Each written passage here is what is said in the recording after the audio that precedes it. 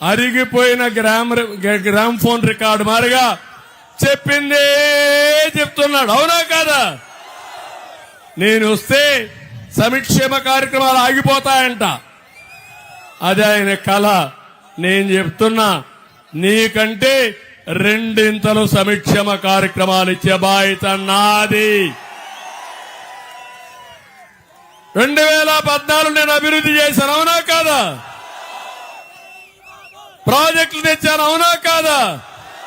పరిశ్రమలు వచ్చాయి. అవునా కాదా? ఆదాయం పెరిగిందా లేదా? అభివృద్ధి చేశా, సంక్షేమం చేశా, దానివల్ల ఆదాయాన్ని పెంచా. మళ్లీ దీన్ని నిరంతరం చేసుకుంటూ పోయాను. 5 ఏళ్లు బటన్ నొక్కాడు. నేను అడుగుతున్నా తమ్ముళ్ళు, బటన్ నొక్కడానికి ముఖ్యమంత్రి కావాలనా? మీ ఇంట్లో బామ్మ నొక్కదా? నొక్కుతుందా లేదా? ఇప్పుడు ఆ పిల్లోడికి ఇస్తే నొక్కలేదా బటన్? నొక్కలేడా? నొక్కుతాడా లేదా? మీకంటే బెటర్ గా పిల్లలు చేస్తున్నారు. ఇప్పుడు సెల్ ఫోన్లో ఆడుకుంటున్నారు. అవునమ్మా? దానికి ఈయన ముఖ్యమంత్రి కావాలంట.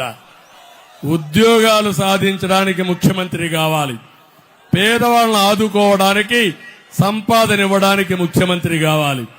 రోడ్లు వేయడానికి, రైతులను ఆదుకోవడానికి ముఖ్యమంత్రి కావాలి. కానీ ఇలాంటి ముఖ్యమంత్రి వచ్చి కనీసం నేను 16 లక్షల కోట్ల రూపాయలు పెట్టుబడులు తీసుకొస్తే 10 లక్షల మందికి ఉద్యోగాలు ఇస్తే ఈయన వస్తానే అమర్ రాజా, ఈ జిల్లాలోనే అమర్ రాజా ఫ్యాక్టరీ వెళ్లిపోయిందా లేదా తమిళ్లు?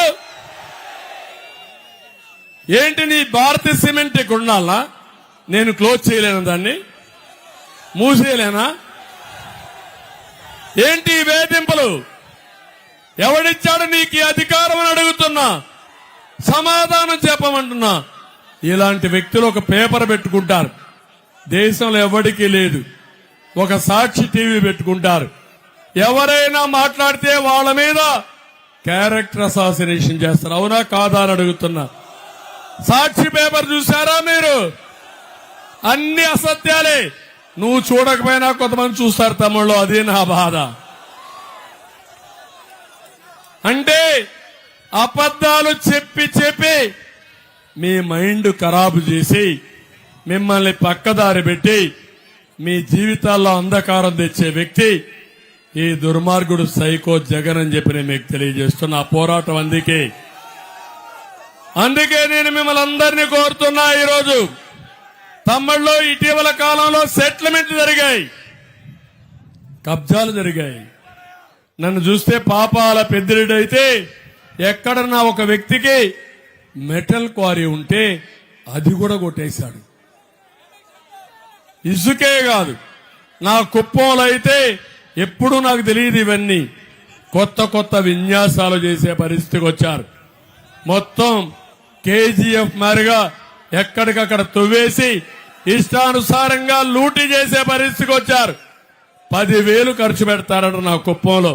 10,000 కాదు, నువ్వు కేజీ బంగారమి నీ కోటేస్తే నేను చూస్తానని చెప్పి సవాలు విసురుతున్నా. లా అండ్ ఆర్డర్ ఉందా తమ్ముళ్ళు? శనివారం అయితే, ఫ్రైడే అయితే పోలీసులు కాంపౌండ్ వాళ్ళు దూకేవాళ్ళు, గోడలు దూకేవాళ్ళు, కేసులు పెట్టేవాళ్ళ లేదు. అవునా కాదా? ప్రొక్లైన్లు వచ్చేటి లేదు. అవునా కాదా? అందుకే ఈ రోజు మీరందరూ ఒకటి గుర్తుపెట్టుకోవాల్సిన అవసరం ఉంది. ఇప్పుడే ప్రసాదరావు కూడా చెప్పాడు, నేను ఒక పాట వేసి వినిపిస్తాను, ఆ పాట వినండి. విన్న తర్వాత మీ భూమి ఏమవుతుందో మీరే చూసుకోండి. ఆ పాట ఏవే సాంగ్ భూమి మనదిరా